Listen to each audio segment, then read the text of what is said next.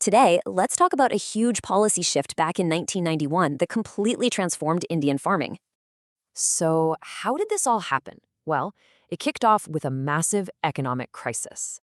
Here's what we'll cover from that crisis all the way to the challenges farmers face today.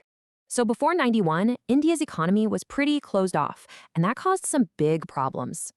By 1991, things were dire. Foreign reserves dropped to just $1 billion, a full blown crisis. India's answer? A radical new playbook: liberalization, privatization, and globalization, the LPG model.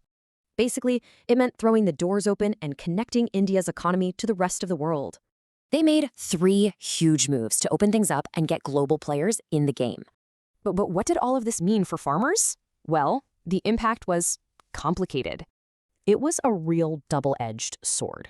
New opportunities for sure, but also a ton of new pressures. Suddenly, Indian farmers weren't just competing down the road, they were on the world stage. And get this, a massive 60% of India's entire population relies on agriculture to make a living. That's a completely different world compared to many developed nations, as you can see right here.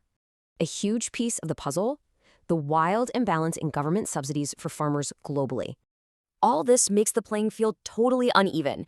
It's just really tough for Indian farmers to compete. So the big question is, what's next? How can farmers not just survive, but actually thrive? The idea is to focus on the basics, better infrastructure, and really empowering the farmers themselves. Which leaves us with this final thought: can India compete globally while still supporting its own farmers at home?